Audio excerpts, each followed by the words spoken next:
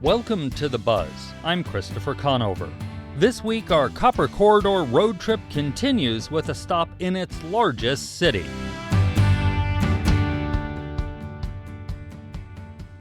The Copper Corridor got its name from the area's rich history of mineral extraction. In its heyday, the center of that operation was the city of Globe. It was the end of a popular rail line from the East Coast, and its status as the county seat for Gila County led to it being more metropolitan than the company towns and mining communities that filled the area. We're on a walking tour of historic downtown Globe, and our tour guide is Molly Cornwell. She's the manager of the Globe Downtown Association. If you just shut the door, We meet up with her at the train depot where those riding that rail line would arrive. So the beauty of Globe, or the drawback, was we're in the mountains, so we were the end of the line. So they had to figure out a way to get people off the train and then get them to Tucson, Phoenix, or wherever to continue on to LA or the opposite direction. So they would market it as, come see our Native American culture and come maybe see a horse and, those things. A lot of people would get here in the early day and they would just be here going on their way to LA or wherever. We hear tons of stories of this. And they were staying the night and then going to get on the buses or other travel. And they would just fall in love with Globe and they never left. The train was integral to the expansion of Globe. Oh, absolutely. But most people don't think about the train. When you think about Globe, you think about copper. This is where all the big copper companies were located, which is why Globe became the county seat for Gila County. Yep, and we still are. But so we still have all of our county services and the county courthouse and everything here. But this was really where it was all happening. And this section of town was more the respected section of town. You had your blacksmiths and your farriers and all of that going on. The architecture of the buildings, all the old preserved adobe and things like that. It's bigger than a lot of the other towns. We've been in San Manuel, we've been in some of the others, and Globe is a proper city comparatively in the Copper Corridor to some of the others. We rank on the walkability scale with San Francisco, and we get a good kick out of that. But if you think of the things you would need where you wouldn't need a car, we have banking, we have everything. I mean, even the movie theater, we have the coffee shops, we have a grocery store within walking distance, we have lawyer services, anything you could possibly think of, accountants, on and on and on. We qualify for all of that, even though it's this teeny little town, This is almost the town square section, even though it's because money, the courthouse. That's an old courthouse. Oh, it's beautiful, isn't it? It is beautiful. Yeah, if you were going to picture an old courthouse, what it would look like, this is it, with the big brick and the stairs that just force your brain to know that you are going up to the higher power. It's planned respect as you make your way to the top, right? But this corner was also, like behind you here, we have the old Hamel building. This whole section of town was the first all to start being built after the Great Fires on the other end of town. This building here had, your typical soda fountain, so the old scale is still in there. And this law office in particular is the one of my other half now, but it's been a continuously operating law office since it was built. And the first occupant was Colonel Herring, who was Wyatt Earp's attorney during the OK Corral incident, shall we call it. And they kind of had to get out of town, which was smart after all that, right? So they came here. His daughter is well known in Tombstone for being the first school teacher, and there's things all about her. But she ended up, her brother had passed away, and then her father passed away, and they had all the mine contracts. So she actually took the bar, passed. She was one of the first in women for the state to do so many things, and then she really was the first woman to try a case in the U.S. Supreme Court without a male escort. And think of the territory. It was rough and tumble. Women had to survive. It was just part of it. You just keep picking yourself up and moving. Well, she grew up in the town of Tombstone, that they say is the town too tough to die. Absolutely true. It also amazes me that here we are, we're a long way from Tombstone, yet the OK Corral still casts a shadow all the way to Globe. Absolutely, absolutely. We have Clantons in our cemetery. We have Doc Holliday's girlfriend. Every time they would get in a major fight, she would come back here. So she's run a few boarding houses in town. That's a nice way to say that. Yes. Yes. Let's just peek in this building and walk those grand steps Walk to start. up these grand stairs. And then I'll take you on the side to our jail just to show the connectivity.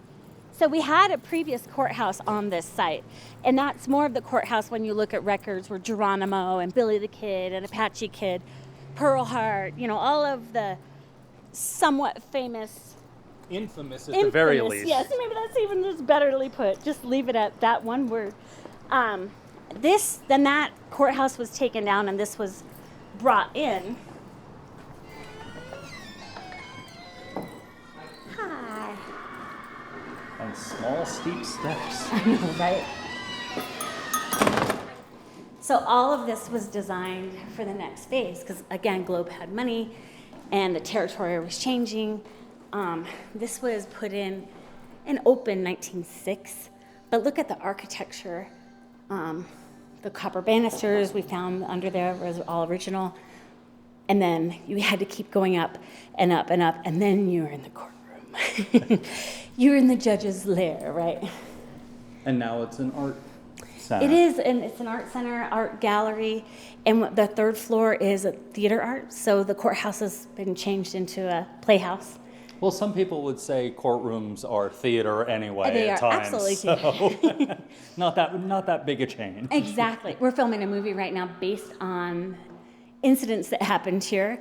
The last 2 hangings, and we've got the nooses and just researching and where it took them into the statehood versus the territory. And Governor Hunt, who was our governor and then became the first governor of the state, knew all of the shenanigans that were happening here. So there were some decisions in that. But all that being said is one of the lawyers in that case was all about theatrics. So he'd throw himself on the floor. And so the actor portraying that is having a ball. And it's all the words are actually from that, and the actions are from that court case. So that's been kind of fun for us to watch. It really sounds like Globe stays true to itself, yet continues to reinvent itself between trains and copper and art galleries and restored buildings, but it stays true to itself while modernizing and changing all at the same time. Isn't that true of the territory, though? That you just have to keep moving. Yeah, if something hits you, just get up and keep moving. And the beauty with technology and the internet and all of those things, it allows people that had to go away for work. It was where everybody stayed in place and worked, and then now people flee small towns. The kids are, I think they're taught maybe in 3rd grade that you must leave town as fast as you can. And some come back, and we're so thankful. But trying to get people to, the kids to realize there's so much locally, not just out of town. But if we can't, have the infrastructure and all the rest, which the state is actually investing finally in a lot of that, just keeping that going, it's better for everybody, and there is more quality of life in a smaller community, depending on what you deem your quality of life is. We could keep moving this way, and then we don't hear all the kids practicing for their SpongeBob production. Yeah. It's the beauty of having a multi-purpose facility and being able to keep it going as well, and you have all these different things happening at the same time. So we have the quilters groups and the painters, and we have belly dance classes. You know how that is. All those things. I obviously don't partake in the belly dance classes, but I probably could use to. It's available. I'm not saying I always do it all. In the building's basement is an area that's closed on this particular day. In the dark and using our cell phone flashlights, we see a case dedicated to perhaps Globe's most well-known daughter, Rose Mofford, the first female governor in Arizona. The picture in the upper right with the Milwaukee Brewers coach, that's, I think, the way most people picture Rose Mofford, but with her beehive. With her beehive, but now we have her as a very young little girl on a pony, and Yeah, look at A the young woman and Ev Meekum, I believe, is in there, and then this down here is the Pope. She's meeting the Pope, and there's one of her meeting Mother Teresa somewhere. Might be in the other display. Well, we're doing it by flashlight. I know. So. But the beauty is everybody in Arizona loved her. She never ran for governor. She was just in the right place at the right time to take care of things and keep Arizona stable in a time that it really needed it. They were things that were gifted to her out of love offerings and a lot of Basketry, native basketry. stunning. And the pottery, if you look down here, it's archival. It's kind of rare to see tribes embrace a political figure that is not of their own as well. And at the time, because she was from here, she knew them all. She went to school. She lived in the area. They just loved her. Like you said, she's a Globe girl. Oh, she said that all the time. And she was fun. She remembered everyone's name, and she would like make bobbleheads of herself and all these things. She was just great. And behind you is Rupert. She loved Rupert. Ah, that's a big rattlesnake. That is a very big stuffed rattlesnake's very rules. It scared the crap out of people, but she kept it at the entryway of her museum for the shock value. That was just very Rose. She loved that. But the tribes, when they come to visit us, we cover it because that's out of respect. Yeah, so the original jail, or I should say the second jail, was down behind Rose Moffert's area. So that would have been where they housed all the prisoners. But they were trying to get rid of the vigilante times, right? Yes, we like now to talk about the OK Corral, but it No, wasn't such a good idea at the lynchings time. and Yeah. the thing. So part of the idea of this, they ran out of room almost immediately when they got this one built. And Sheriff Thompson of the time wanted to get people to swift justice because if you think about the territory, you could be in jail for months and months and months before the judge came through. Right. Globe was swifter than most, but it wasn't still great. So the idea was to have a secure facility where the townspeople couldn't make their own decision. This was designed of state-of-the-art concrete, materials that weren't being used yet, really, in this area. And there's a catwalk, which we kind of tease. It's like walk the plank. But to Sheriff Thompson, it meant guilty or not guilty, I'm going to keep you alive till the jury says what your fate is. So really, it's to keep the crowd from being able to get them. Think of the traffic that would have been through here, and then this high building here, and you were trapped in a cage for 6 months. And they were literally cages. They were salvaged, so a lot of the cages are late 1800s. And they just kept salvaging them for place. And we found a series of newspaper articles that they were supposed to go to Yuma Territorial Prison for an expansion, but they closed that in 1909. So we don't know by paper trail where these salvage cells came from, but it's kind of creepy. As we arrived at the famed 1910 Gila County Jail, we're greeted by tour guide Eli Webb. I had a man visit who was here in the very last days of the jail and got transferred to the other one. Oh, Came in to look at some of his old tags. oh, nice. Yeah, and nice. I couldn't find a Sharpie. I was going to have him sign it, but I couldn't find a Sharpie.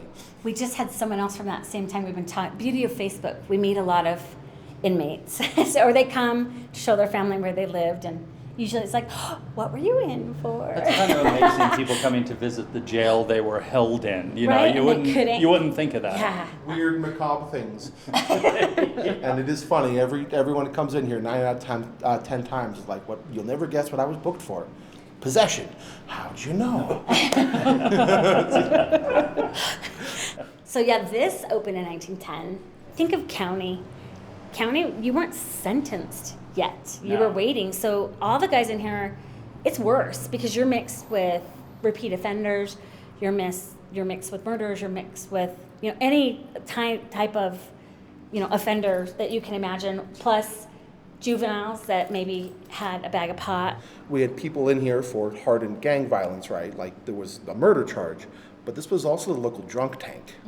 To have a facility like this that kept you to get to see the judge, to make in the jury, to make that decision was a huge thing in the territory. And then they would ship you to Florence or wherever, depending on what you had done. But The prostitution permit. I know. There's also some Chuck E. Cheese coins from the local establishments Good for trade, $1 in girls, whiskey, and tobacco. You know, it is, I guess, a case in point. We knew we had 50 saloons and gambling houses in downtown, and at highest count, 250 women that were paying taxes on their trade. So interesting that it's just part of the territorial fabric. What is it that, when you look back at the history of Globe, you had the trains, the mines, it was a thriving enough place to have 50 saloons and churches, and was thriving. Why did Globe stay the size it was, and Tucson, for example, now 1 million people? What was it? This area was very profitable in various resources. We've had gold mines, silver mines, and we're still doing well in copper. There's thorium and other things in the area. But specifically, it was a stock city. So there was several different lawyer firms here and a lot of different business firms that were buying and selling the stocks of the mines all over the state. The downtown had all of the miners and the business associated miners, but it was also a rather affluent, banker class community. We're also introduced to Tom Thompson, a longtime attorney in the community who, when asked for an official title, offers up this. Great guy. Tom Thompson is my name. That's my title, great guy. I started our conversation by asking him why he thinks Globe has stayed about the size it is and not grown into a larger city. Very little bit of property that you can actually own here. Mostly, the whole county is mostly either mines, tribes own much of it. There's very little in Gila County that's private enterprise. Even though Phoenix ultimately became the place for everything, here's where it really was at. I came here in 1973. And when I did, I went to work for a law firm called Morris & Malott. It, at that time, was the oldest law firm in the state of Arizona. It was opened in 1912. They worked for the mines. That's all they did. They didn't do anything else. They had a suite of offices in Washington, D.C. This was a very powerful place because a lot of money was spent on doing things in Congress to help the mines. That's why this place was as important as it was at the time. And even today, now they don't have the center of the legal community for the mines here. They have them in Phoenix, Tucson, across the country. So that's why it has stayed the way it is. It's actually probably a little bit smaller now than it was way back in the 20s and the 30s. But we did see, as we were coming into town, we saw there's a relatively new Holiday Inn Express. There's the Best Western that's been there for as long as I can remember driving through. So there are reasons for people to come. Yes. We have a building downtown here that a friend of mine who's a lawyer down in Phoenix has just purchased that building. And he said, I want to get away from Phoenix. I want to come up here and I want to be able to walk over. He was so impressed to be able to walk over to the movie theater. I mean, he is so excited about coming up here, and I see a lot more of that, people who want to get away from the large cities. So that's what you look for now is making a community that is different. You'll still have some of the small ones that are successful, but generally speaking, you're looking at different ways to skin that cat now and make people happy. You're listening to The Buzz. I'm Christopher Conover. We're taking a walking tour of Globe, Arizona as part of our trip up the Copper Corridor this week. Showing us around town is Molly Cornwell, manager of the Globe Downtown Association. All right, we continue our tour. As we're walking by the original Woolworth, that Globe refused to let the Woolworth Company close, so they left it open until the very last on this side of the Rockies. So people came here from everywhere for Woolworth nostalgia. This was JCPenney's here. Sears was that brick building there. Fully operational, everything you could think of, Sprouts Rights and all the drugstores. This whole area was bustling, heavily bustling. And at one point it did have all the street lights, and we actually took those back out In the name of repair and nostalgia, and of course they tested to make sure it was okay. Right. But to come back to a stop sign town, it just gives it a more authentic feel like it was back in the day. Our next stop is Hollis Cinemas. The 4-screen movie theater is one of the newer buildings in downtown. It sits on ground that used to be another theater and a hotel, but those burned in a 2005 fire. While the theater is relatively new, the family that owns it is not new to Globe or the industry. Bob Hollis's dad moved the family to Globe in the 1950s so they could run 2 Fox movie houses, including the one that burned down. They also ran the city's drive-in before it closed. They were also the previous owners of theaters in Safford and Morenci before selling them to an independent theater owner out of New Mexico. Thank you. As we head up the stairs, we meet Bob's boxer puppy Big tough guy. before heading into his office. Hi. Bob Hollis? Christopher Conover. Chris? Nice to meet you. I start by asking him about how he made it through a recent event that put a number of movie theaters out of business, the COVID-19 pandemic. We did survive. It was tough. I mean, we were closed for a long time. The Save Our Venue grant. So it saved a lot of theaters. And it's still having a hard time coming back. It's still not to where it used to be. I don't know if it's ever going to come back. Total. You know, I just have different views on what's going on with Hollywood right now. And Yeah, Hollywood right now with the 2 strikes, that's a whole nother set of disasters. that's one set of disasters. And then if Hollywood could stay out of politics, I think it would come back. You've grown up largely in Globe. How has Globe changed from a town that had 2 movie theaters to now? You know, there's not a lot has changed. It really hasn't. Globe is still a small town. I guess you want to call it quaint, right? It is a quaint small town. We're trying to grow. We have some opportunity now. So hopefully within the next few years, we are going to see some more growth. And I think with more people coming into Arizona, I think we will. Do you do just the big first run movies, or do you ever do like the Globe Movie Fest because there were movies filmed in the area back in the day? There was quite a few of them filmed there, actually. In fact, when you leave, you'll see a couple posters up on the wall. We do all first run movies for the most part. We do some smaller stuff that when we get a chance to come through. But my film buyers, I've been using the same guys for 25 years, at least. We can get pretty much anything we want. And we pretty much all pay the same percentage. You know, if you're Danny Harkins or AMC or Regal, or the film percentage is the same. It's all based off of a percentage of the ticket sales. That's why when you go in movie theaters, soft drinks and popcorn are crazy price. Well, there's nothing like movie theater popcorn. It is. Yeah. But it is the truth. There is nothing like it. You know, I mean, I can make it at home, and it's just not the same. We literally, from one end of town to the other, we close for Halloween, and we do a block party. I swear they bus people in from other states. I don't know. We could easily have 10,000 people. It's absolutely amazing. Crazy. And they bag little bags of popcorn. You know, it's everybody gives something that the dentist gives out toothbrushes, and and then tons of candy, of course. This past Halloween, we do sandwich bags, Ziploc sandwich bags full of popcorn. We did I think it was 2,600 this year. That's a lot of popcorn. In a 2-hour period.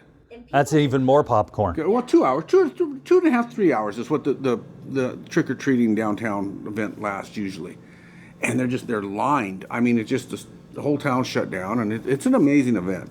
When people think of small and rural movie theaters, I think they think of the old Fox theaters, very quaint and stuff. You all, if you're showing the new stuff, I see you have a thing on your desk for Oppenheimer. Yeah. The equipment is expensive. How often do you have to upgrade the equipment to show what Hollywood is pumping out, because they're making films that look better and better, and probably soon they're not even going to be filmed? We upgrade all the time. And that's the thing. 35 millimeter, when there was 35 millimeter, if you took care of them, you change the gears, you keep the oil changed in them, they'd run forever. I'm talking 30, 35, 40 years. Now everything's digital. Yeah, it's about every 10 to 12 years you're gonna, and it's getting to the problem with some of the smaller communities. You're looking at $100,000 for a projector, depending on the size of the auditorium. Some of them are more, some of them are a little less. But for the whole setup, you're looking at around $100,000. And if you have to change that out every 10 to 12 years, it gets pretty expensive. And that's what's happened to a lot of the smaller areas where theaters have closed. They can't afford, my drive-in was a good example. I couldn't afford to convert it to digital and still make a profit. What about employees? I worked in a movie theater long ago and far away. I was one of the oldest employees. I was in college. I was 20. Other than the manager, movie theaters are always kids. Small towns. We've been to other towns in the Copper Corridor, and they said, we don't have families. We don't have a lot of kids. How do you do employee-wise? It's hard. My sister does a great job with running the employees. It doesn't matter if you're in the theater industry or if you're working at the mines or the hospital or the schools. It's hard to find employees. Most of my employees, like you saw the ones that are here down here, these are kids. Or they're people that have second jobs. I've had teachers that work for me. I've had people that work at the county as a second job come work in the evenings. Because, sure, movies are on at night. The movies are on in the evening. And, in the old days, a family could get by with, the father working and the mother taking care of raising the kids and working one job. That's not the case anymore. You can't do that. That was Bob Hollis, owner of Hollis Cinemas in downtown Globe. And that's the buzz for this week.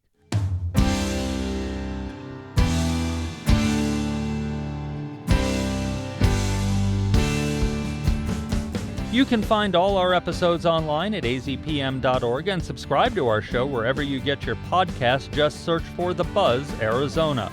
We're also on the NPR app. Zach Ziegler is our producer with production help from Desiree Tucker. Our music is by Enter the Haggis. I'm Christopher Conover. Thanks for listening. Arizona Public Media's original programming is made possible in part by the Community Service Grant from the Corporation for Public Broadcasting.